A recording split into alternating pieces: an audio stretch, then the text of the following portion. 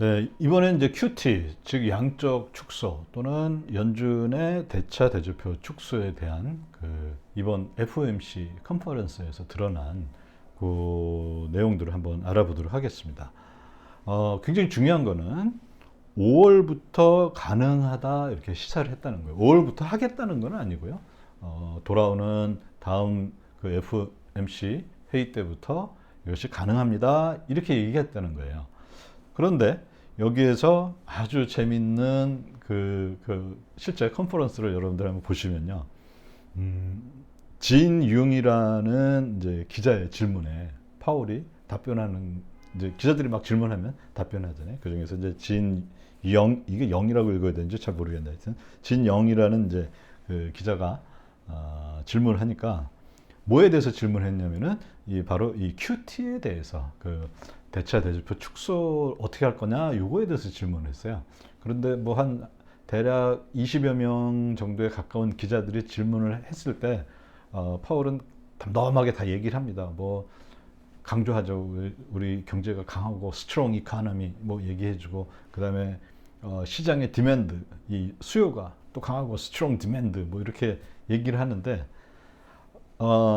정말 유일하게 파월이 어떻게 얘기하냐면 Yes, thank you for asking. 물어봐줘서 감사합니다 라고 이렇게 답변을 시작을 합니다. 이 얘기는 뭘까요? 제가 봤을 때 FOMC 회의에서 QT에 대해서 어마어마한 얘기를 했던 것 같아요. 거의 뭐 이거는 이제 3주 후에 내용이 나와봐야지 아는 거겠지만요. 아니면 QT에 대해서 상당히 자세하게 준비를 했던 게 아닐까 이렇게 생각을 합니다. 파월이 했던 얘기는 기본적인 건 뭐냐면 지난번 QT와 비슷하게 진행할 거다 요 얘기를 합니다. 지난번 QT를 어떻게 했었는지 우리 한번 또 살펴봐야 되겠죠. 그리고 그렇지만 더 빠르게 한다. 뭐 기본적인 방식은 지난번 2018년에 시작했던 QT하고 비슷하게 가겠지만, 그렇지만 더 빠르게 하겠다. 2018년에 시작해서 QT가 시작하니까 이렇게 대차 대조표가 이렇게 줄어들었잖아요. 더 빠르게 하겠다는 건 뭐냐면 대차 대조표를 더 빠르게 줄이겠다 이렇게 얘기한 거겠죠. 그럼 더 빠르게 줄이겠다 그러면 우리 예상할 수 있는 게 뭡니까? 그때는 1년에 한 7천억 달러 정도, 이 정도를 줄였는데요.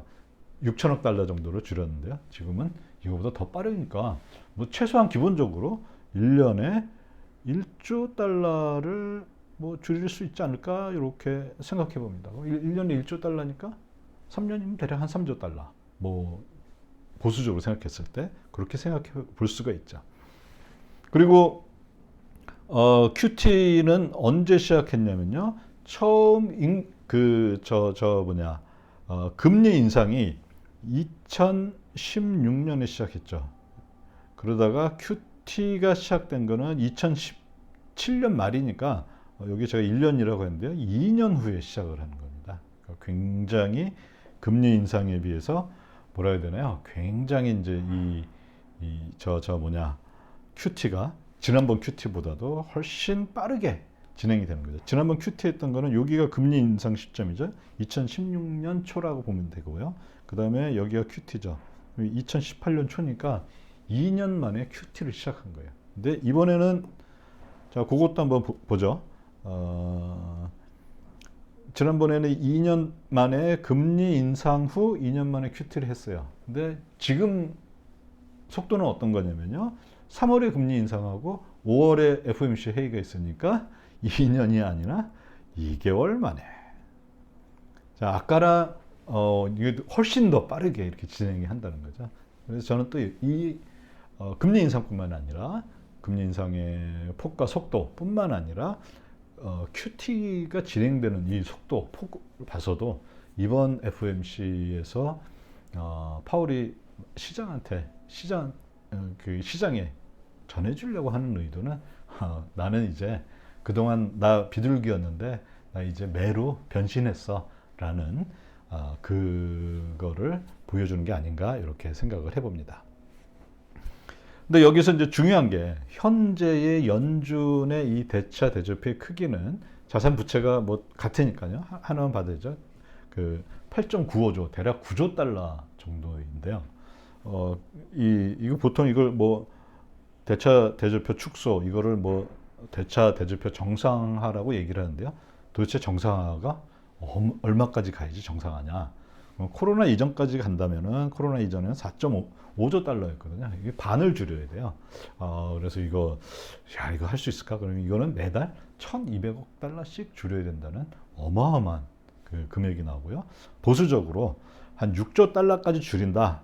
그러면 대략 한 3조 축소하니까 이 경우에는 매달 800억 달러씩 축소하는 평균적으로 매달 800억 달러씩 이렇게 하는 그게 나옵니다. 그런데 여기에서 볼 수 있듯이 지난번 그 축소 금액이 요만큼이잖아요. 진짜 별로 안 돼 보이잖아요. 근데 이때 가장 많이 했을 때가 딱 한 번 했었는데 매달 한 달에 500억 달러였어요. 처음에는 100억 달러 축소시키고 그다음에 뭐 200억 달러 이렇게 가다가 가장 많이 했을 때가 500억 달러였습니다. 이 대차대조표 축소를 한 게. 그러면 보수적으로 잡아도 앞으로 3년간 매달 800억 달러씩 축소한다는 게 지난번에 비해서 이게 얼마나 이 속도와 크기가 큰 건지 우리가 알 수가 가늠할 수가 있지 않나. 그래서 여기에서 저는 또 한 번 이거를 보고서 이제 파월은 비둘기가 아니라 매로 바뀌었다. 그리고 이번 거는 그냥 보통 또 순한 매도 아니고 어마어마하게 사나운, 또는 이번 FOMC 회의는 아주 hawkish한, very hawkish, 이렇게 판단하는 근거가 바로 이런 데이터를 통해서 저는 이렇게 판단합니다. 물론 이게 파월의 얘기에 의하면은 굉장히 조건부적이죠. 또 앞으로 향후에 어떤 일이 생길지 모르니까요. 그렇지만 현재 발표한 것만 보면은 굉장히 이 매파적이다. 뭐 이거는 의견이 뭐 다를 수도 있으니까요. 뭐 저의 또 주관적인 이 의견이 섞인 거니까 참조하시면 될 것 같습니다. 자, 그 다음에 이제 매우 중요한 내용이 하나가 있는데요. 이게 뭐냐면은 yield curve flattening 또는 yield curve inversion이라고 부르는 건데, 여기 yield curve가 수익률 곡선이잖아요. 그러니까 우리말로 하면 수익률 곡선. flattening이 이렇게 평탄화되다. 평탄화. 인버전이니까 이거는 역전 이거죠. 이런 거죠. 원래는 일드 커브가 이런 식으로, 즉 그 금리가 만기가 길면 길수록 금리도 올라가야 되는데 플래트닝 하다는 거는 뭐냐면 이게 이렇게 되거나, 역전이라는 건 뭐냐면 오히려 이렇게 가다 이렇게 오히려 만기가 짧은 것이 만기가 긴 게 이자율이 더 낮은 이런 현상인데요. 요거는 우리가 굉장히 중요하게 보고 있어요. 그 금융이나 경제를 바라보는 사람들 사이에서는 이 수익률 곡선의 모양이 굉장히 중요하다 이렇게 얘기를 하는데요. 일단 그게 왜 중요한지는 과거 데이터를 보면요. 요거는 10년짜리 국채의 수익률, 10년짜리 국채 수익률이 그 금리가 있겠죠. 거기에서 2년짜리 국채 수익률을 뺀 거예요. 뭐 요게 마이너스가 됐다라는 거는 뭐냐면은 이게 일드 커브 인버전이, 즉 역전이 생긴 거죠. 이게 0이라는 거는 평탄화가 됐다는 거죠. 그럼 그럴 때 어떤 일이 벌어졌느냐? 최근에 보면 여기 이제 회색으로 돼 있는 부분이 있죠. 이게 미국의 그 리세션, 그러니까 불경기를 나타냅니다. 자, 일드 커브가 이렇게 마이너스로 갔죠. 10년에서 2년 뺀 거. 여기가 마이너스 영선이니까요. 마이너스로 가니까 한 1년 있다가 2001년에 있던 닷컴 버블이 붕괴하면서 저게 왔죠. 불경기가 왔죠. 그 다음에 또 이렇게 다시 이제 마이너스로 갔다가 플러스로 갔다가 2006년에서 7년에 또 마이너스를 찍으니까 2008년 금융위기가 생기면서 또 이런 굉장히 긴 불경기가 생겼죠. 자, 그 다음에 가장 최근에는 여기에서 생겼었죠. 19년에 이런 일이 생겼는데요. 거기에서 또 2020년에 아주 짧지만 어쨌든 굉장히 큰 충격을 경제에 주었던 것을 알 수가 있습니다. 이거 왜 보냐? 지금 현재 이게 이렇게 내려가고 있어요. 그래서 점점 10년하고 2년 국채 10년물하고 2년물 차이가 굉장히 작아지고 있고, 이게 자칫하면 마이너스로 갈 수 있고, 이런 상황에 있습니다. 그래서 이 일드 커브 플래트닝 또는 인버전 또는 수익률 곡선 평탄화 또는 수익률 곡선 역전, 이거를 해석하는 것이 두 가지가 있습니다. 하나는 불경기를 알려주는 하나의 신호, 지표다, 이렇게 바라보는 그룹이 있고요. 또 한편으로는 불경기의 원인이다, 이거 자체가 불경기의 원인이다, 이렇게 봅니다. 그럼 불경기 신호라고 보는 데에서는 이게 이유는 잘 모르겠지만 이게 생기면은 불경기가 오니까 조심해야 된다, 뭐 그런 이야기들이에요. 그래서 그 사람들이 보는 거는 지금 그 경제 관련한 그 뉴스나 이런 데 보면은 전문적인 채널들을 보면요, 지금 이 얘기만 하고 있어요. 지금 10년, 2년짜리가 줄어들었다, 그 금리가 굉장히 금리 차이가 좁아졌다, 또 10년, 5년은 0이 됐다 드디어, 그 다음에 10년, 1년은 뭐다, 뭐 10년하고 1개월짜리는 뭐다, 이런 식으로 굉장히 많이 나옵니다. 그리고 요거는 이제 또 다음 시간에 또 시간을 마련해서 제가 한번 살펴보려고 하는데요.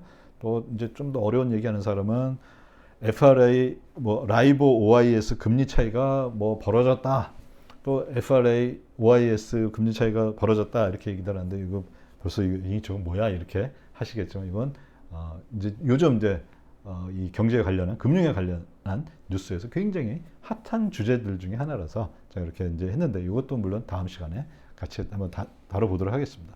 어쨌든 이 금리 차이가, 장단기 금리 차이가 줄어들었을 때 이게 굉장히 안 좋은 신호로 해석을 하고 있다는 거예요.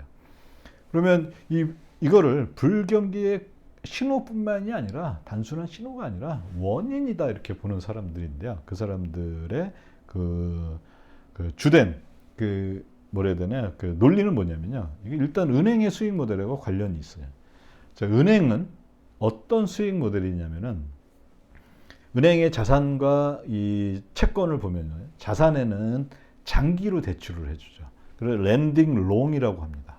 롱텀으로, 즉 장기로 대출해줘요. 그런데 은행의 부채는 뭐가 있냐면 주로 예금이 있죠. 근데 예금은 만기가 그냥 없죠. 그러니까 오늘 언제든지, 특히 요구불 예금이라고 하죠. 또는 우리가 보통 은행에 갖고 있는 보통 예금은 사실 내가 언제든지 원하면 찾을 수가 있어요. 그렇지만 정기 예금이라든지 장기 예금은 아무 때나 가서 찾을 수가 없죠. 이게 뭐 1년짜리 정기 예금이에요. 정기 예금인데 앞으로 1년 남았는데 오늘 가서 한 달 있다가 찾으려면은 손해를 봐야 되죠. 그러니까 그런 식으로 일단 기본적으로 본다면은 뭐냐면, 은행의 이 부채, 즉 빌려오는 거는 borrowing short, 만기가 짧은 걸 빌려서 만기가 긴 걸로 대출해 준다는 거죠. 그러면 은행의 수익은 어디서 나오냐?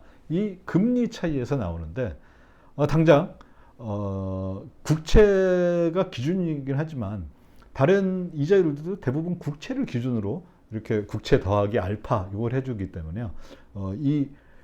원래 장기가 높고 단기가 낮아야 되는데 이게 이런 식으로 됐다, 이 얘기는 바로 뭡니까? 은행의 수익이 악화된다는 거죠. 그래서 은행 수익성이 악화되니까, 은행 수익성이 악화된다라는 건 당연히 은행이 대출해주면 손해니까 대출을 축소하는 방향으로 갈 거고요. 그다음에 대출을 축소한다라는 얘기는 뭐냐면은, 내가 아주 좋은 사업 아이템이 있어서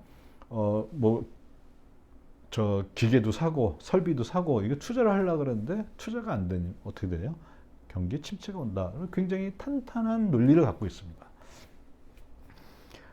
그런데 제가 이제 말씀드리고자 하는 것은, 과연 이게 진짜 그러냐 아니냐, 요거에 관련된 이야기입니다. 먼저 그걸 알기 위해서는 은행이 부채로 갖고 있는 것, 즉 펀딩을 한다 그러죠. 자금 조달처가 뭐냐 그러면 크게 세 가지로 나눌 수가 있을 거예요. 크게 두 가지로 나눠보죠. 소매 예금, 이거는 뭐냐면 보통 뭐 김씨, 이씨, 뭐 박씨, 보통 사람들이 예금하는 거죠. 우리 엄마 아빠들이 또는 우리의 아들 딸들 또는 우리들이 예금하는 거요. 굉장히 예금 금액의 규모가 작죠. 그 어떻게 보면은 예전 같으면은 은행이 발전하지 않았을 때는 대지저금통에 들어가야 될 돈을 은행에 예금하는 그런 예금이 있고요. 그 다음에 도매라는